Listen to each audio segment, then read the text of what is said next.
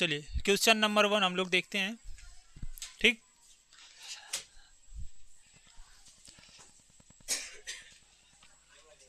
तो हमें सिद्ध करना है क्या, √5 एक अपरिमेय संख्या है, इसे सिद्ध करना है। क्या करना है, सिद्ध करना है। तो हम मान लेंगे, क्या मानेंगे, माना √5 एक परिमेय संख्या है। क्या है, परिमेय संख्या है। ठीक है, तो जब संख्याएं परिमेय होती हैं तो उन्हें P/Q के रूप में व्यक्त कर सकते हैं। चलिए, तो यहाँ पे हो जाएगा √5 इक्वल कितना, इसको हम क्या कर सकते हैं, P/Q के रूप में व्यक्त कर सकते हैं, क्योंकि अभी हमने इसको क्या मान लिया है, मान लिया है कि √5 क्या है, एक परिमेय संख्या है। तो इसे हम P/Q के रूप में व्यक्त कर सकते हैं। यहाँ पे थोड़ा सा लिख लेंगे, जहाँ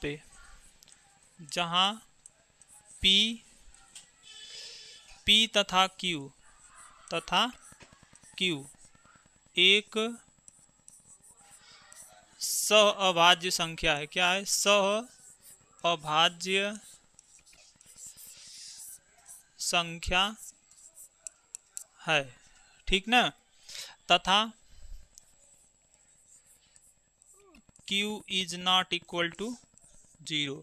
सभी लोगों को एक कंडीशन पता है ना, कि अगर कोई संख्या परिमेय है तो उसे हम P/Q के रूप में व्यक्त कर सकते हैं, जहाँ P तथा Q एक सहअभाज्य संख्या है। P तथा Q क्या है, एक सहअभाज्य संख्या है, तथा Q is not equal to 0। तो यहाँ पे √5 इक्वल हो जाएगा P/Q। हम क्या करेंगे, दोनों पक्षों का वर्ग कर देंगे। क्या करेंगे, वर्ग करेंगे। तो यहाँ पे लिखेंगे दोनों पक्षों का वर्ग करने पर, वर्ग कर देंगे, कर दें वर्ग।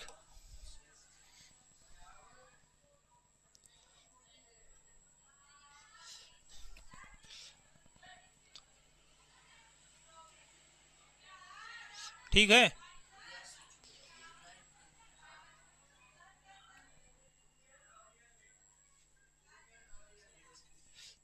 चलिए दोनों पक्षों का वर्ग करेंगे तो क्या होगा, यहाँ पे कितना हो जाएगा, 5 हो जाएगा, और यहाँ पे क्या हो जाएगा, P² हो जाएगा। यहाँ पे क्रॉस मल्टीप्लाई करेंगे तो यहाँ निकल के आएगा P² बराबर हो जाएगा 5Q²। कितना आएगा, 5Q² आ जाएगा। ठीक है, अब देखिए एक चीज और यहाँ पे निकालिए, Q² बराबर हो जाएगा क्या, P² बटे कितना हो जाएगा, 5 हो जाएगा। सही है। तो हमने एक प्रमेय पढ़ा था कि यदि कोई संख्या किसी संख्या के वर्ग को क्या करती है, विभाजित करती है, तो वह संख्या उस संख्या के वर्गमूल को भी विभाजित करेगी। अर्थात यहाँ पे हो जाएगा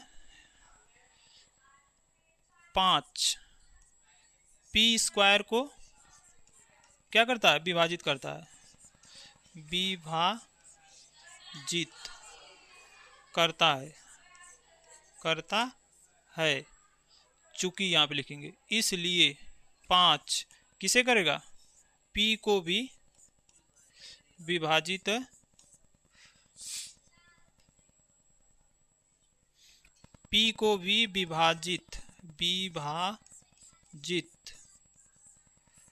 करेगा।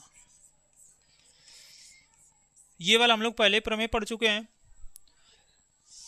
5 P² को विभाजित करता है, इसलिए 5 किसे विभाजित करेगा, P को भी करेगा। ठीक है, अब मान लीजिए यहाँ पे ये वाला आ रहा है कि नहीं इसमें, चलिए अब मान लीजिए हमने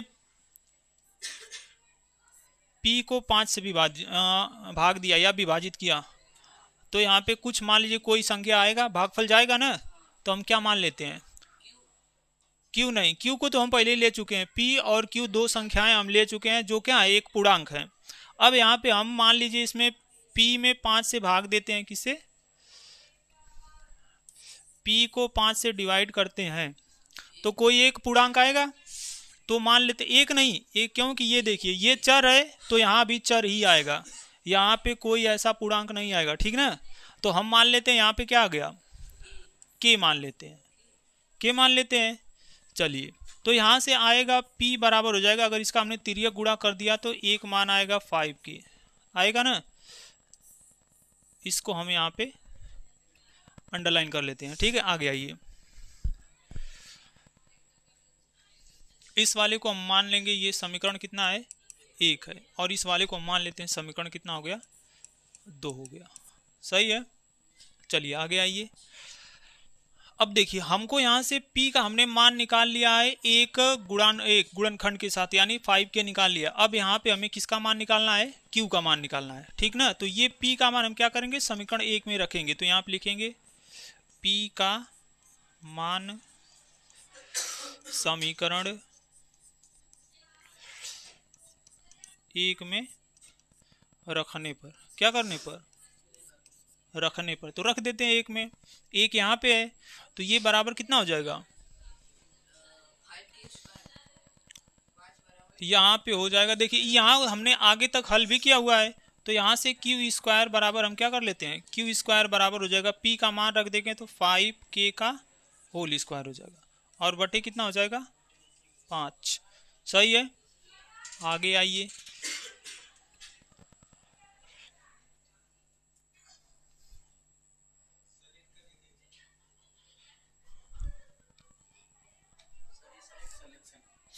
सिलेक्शन यहाँ से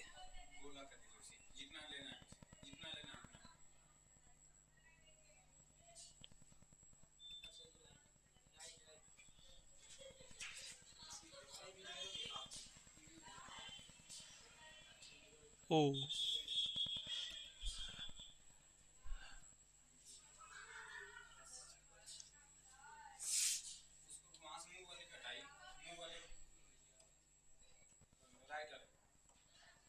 ठीक है। चलिए आइए, अब देखिए यहाँ पे हो जाएगा क्यू स्क्वायर बराबर हो जाएगा, इसका वर्ग करेंगे तो हो जाएगा 25 के स्क्वायर बटे कितना हो जाएगा 5 हो जाएगा। इसको 5 से डिवाइड करेंगे तो कितना आ जाएगा 5 आएगा। यहाँ तक सभी लोग को समझ में आ रहा है। तो यहाँ पे हो जाएगा क्यू स्क्वायर बराबर हो जाएगा 5 के स्क्वायर हो जाएगा, ठीक है। अब यहाँ पे आइए, देखिए हमको निकालना है किसका मान, क्यू का मान निकालना है, ठीक ना।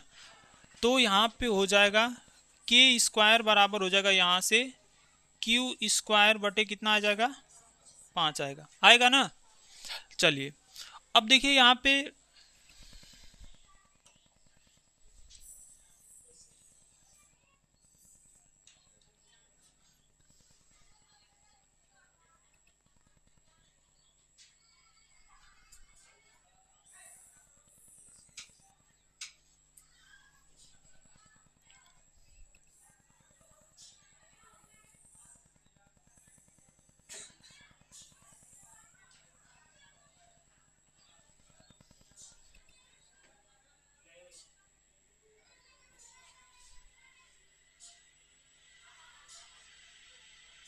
चलिए अब आइए इधर देखिए,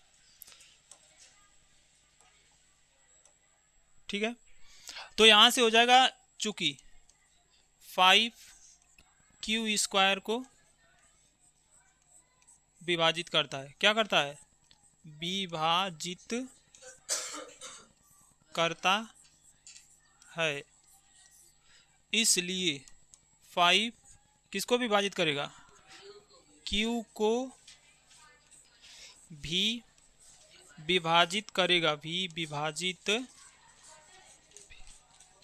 विभाजित करेगा। देखिए यहाँ तक समझ में आ रहा है।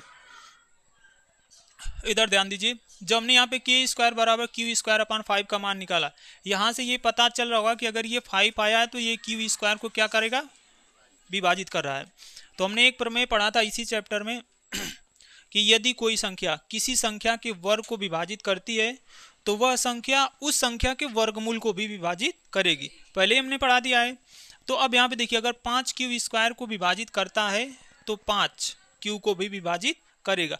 अब मान लीजिए हमने इसको अगर विभाजित कर रहा है तो हम मान लीजिए q में हमने 5 से भाग दिया, विभाजित कर रहा है, और भागफल यहाँ पे कुछ गया, क्या k1 मान लीजिए गया ना। तो यहाँ से हम एक चीज निकाल पाएंगे, एक चीज हम यहाँ से निकाल पाएंगे। आइए देख लेते हैं।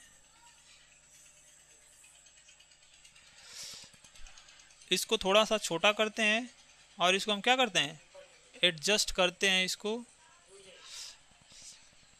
चलिए, ये काफ़ी छोटा हो गया, दिखाई दे रहा है ना सभी लोगों को। चलिए, आज पहला दिन है, थोड़ा सा देखिए, बाद में भी इसको हम लोग देख लेंगे, ठीक।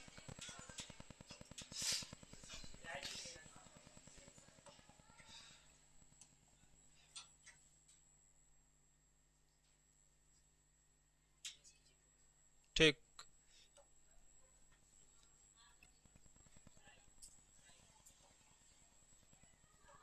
चलिए अब देखिए, मान लीजिए यहाँ से अगर हम तिर्यक गुणा करेंगे तो यहाँ से आएगा q बराबर कितना आ गया, 5k1 आ गया। चलिए अब देखिए, यहाँ से इसको हम मान लेते हैं समीकरण नंबर 3, क्योंकि हमने देखिए 2 यहाँ पे लिया है, 1 यहाँ पे, और इसको हम मान लेते हैं कितना, 3। तो यहाँ से एक चीज हमें देख रहे होंगे सभी लोग कि यहाँ से भी p का मान 5k है और q का मान कितना 5k1 है, यानी इन दोनों में एक चीज कॉमन है, 5 कॉमन है। यानी इन दोनों p और q के 2 गुणनखंड दिखाई दे, नहीं, इन दोनों में एक कॉमन गुणनखंड है 5। और जबकि हमने माना क्या है, हमारी मान्यता ये है कि p अपन, यानी ये एक परिमेय संख्या है जहाँ p अपान q, यहाँ पे लिखेंगे p तथा q एक सहभाज्य संख्या। सहभाज्य का मतलब होता है कि इनका उभयनिष्ठ गुणनखंड क्या है, 1 है। जबकि हम यहाँ देख रहे हैं कि इनका उभयनिष्ठ गुणनखंड कितना आ गया है, 5 आ गया है। तो यहाँ पे हमें एक लाइन लिखना पड़ेगा, संबंध 2 तथा 3 से, 2 तथा 3 से, 2 तथा 3 से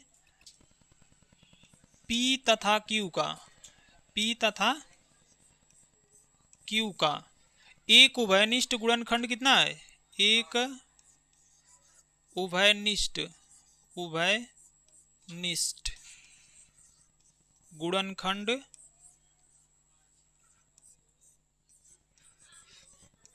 5 है, जो हमारी मान्यता का क्या है, जो हमारी मान्यता का विरोधाभास है, हमारी मान्यता का विरोधाभास है,